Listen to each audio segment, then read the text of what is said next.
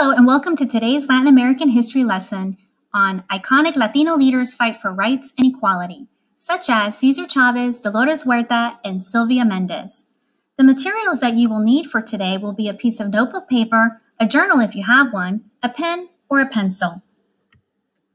The learning goal for today will be to understand what inspires individuals to take a stand, be able to explain causes that brought about social change, and your essential question will be, who are some of the most iconic Latino leaders in the fight for rights and equality?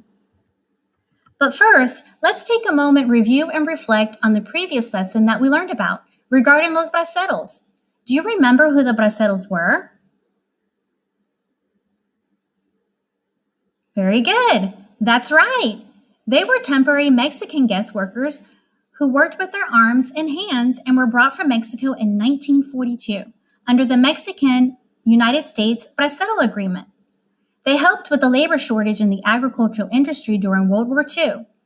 And as we continue to acknowledge and recognize their valuable contributions to the United States, let's also make sure that we recognize our current hardworking farm workers, who most recently in social media have been referred to as the unsung heroes. Did you know that?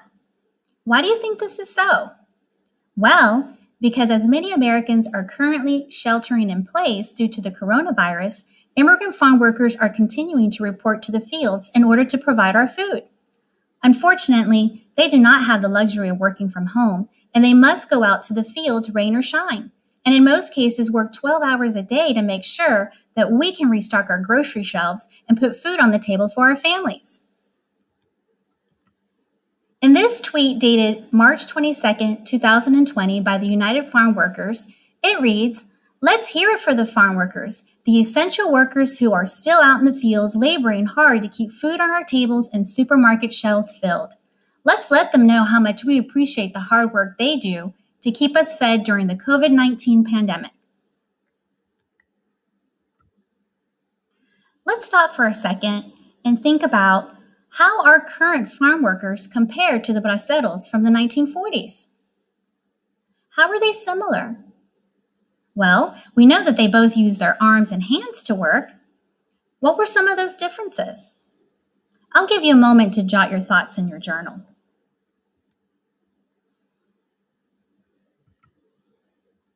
Do you think that the migrant farm workers today are being recognized for their contributions to the United States? What do you think Cesar Chavez and Dolores Huerta would say about that? Do you remember who they are? They both co-founded the United Farm Workers Union. They organized this union back in the 1960s, where they both participated in boycotts, protests, and huelgas, which are strikes in Spanish, fighting for economic and social justice for migrant farm workers. Cesar Chavez became the president of the United Farm Workers Organizing Committee. He led a movement called La Causa, or the cause. In 1966, he led a great boycott that began in Delano, California, that eventually drew 17 million supporters nationwide. Hunger strikes were also done by Cesar Chavez himself. How many days do you think Cesar Chavez fasted for? Well, he actually fasted for 25 days. How do you think people reacted to his fasting during this time? The idea was to affect the growers financially and bring national media attention to the fight for basic human rights and improve farm worker working conditions. Ultimately, the strike and the boycotts worked, and the growers signed union contracts with the farm workers. Cesar Chavez wanted the growers to know that the fight is never about grapes or lettuce. It is always about the people. Did you know that there is a Cesar Chavez Day? There sure is. In 2014, President Barack Obama declared March 31st to be Cesar Chavez Day. It is also a United States federal commemorative holiday that honors Cesar Chavez's legacy. And guess what? It is also Cesar Chavez's birthday. In 1994, 14 months after Cesar Chavez's death, President Clinton awarded the late Cesar Chavez with the Presidential Medal of Freedom. His wife, Helen Chavez, accepted the honor on his behalf.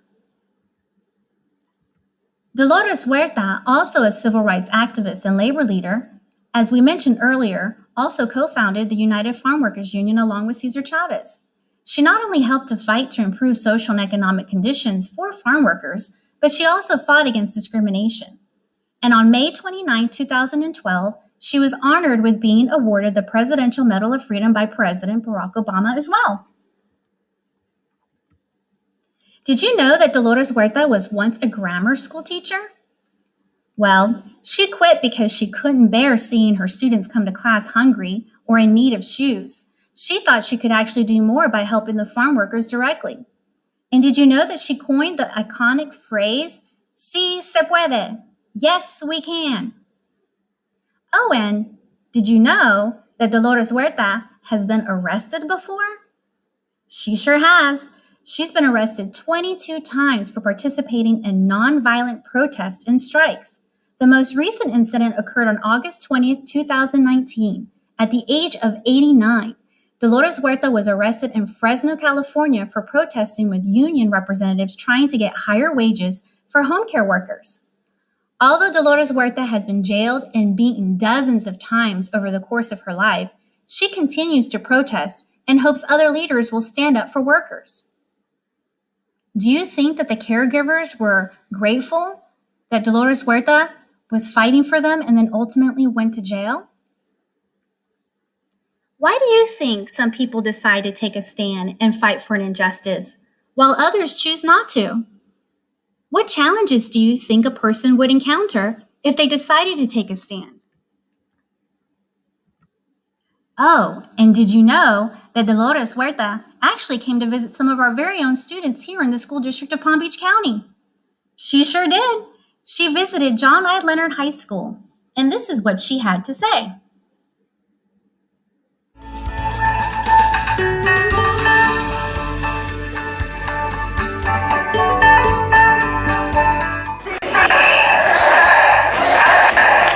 This is a familiar phrase from Dolores Huerta, recipient of the Medal of Freedom and an activist who co-founded the United Farm Workers along with Cesar Chavez in 1960.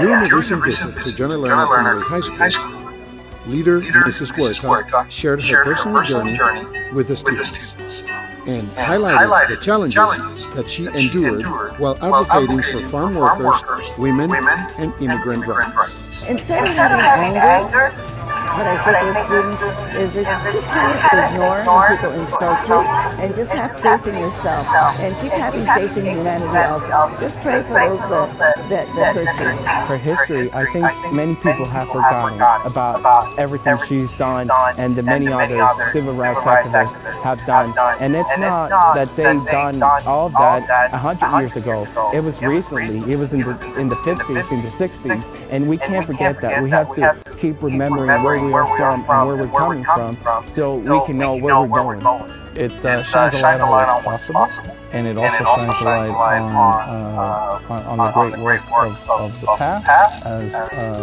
as a forecast as to what these children can do with important causes during their lifetime. Students from a variety of Hispanic countries had the opportunity to ask their own questions of Mrs. Huerta. I think it's empowering for our population of Hispanics here in Palm Beach County to learn the history and to learn the story and to see someone who lived it and led it and was a part of the leadership of that because it created opportunities for Hispanics.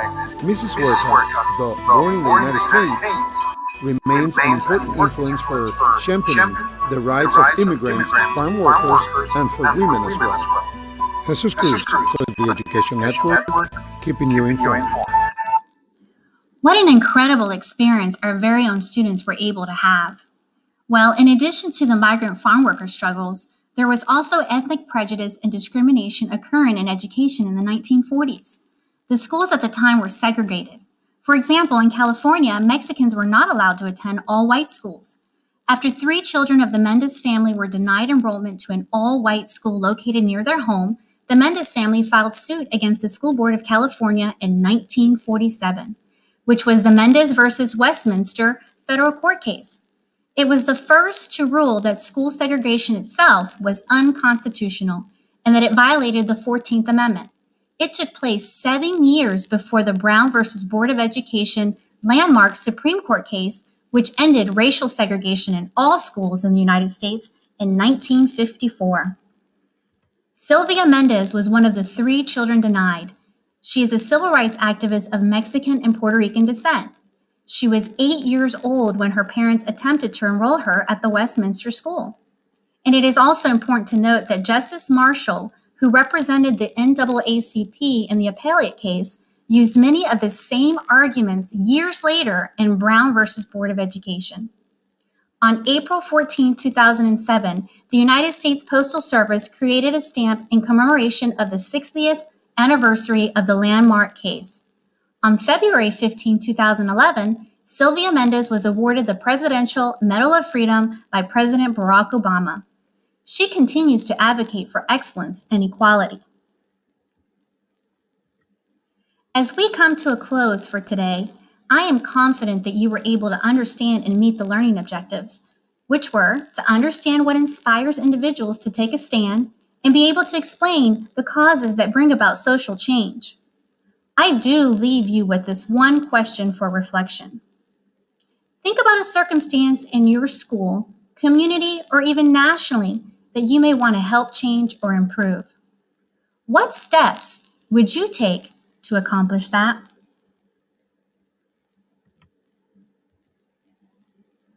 Thank you so much for participating today. Until next time, adios.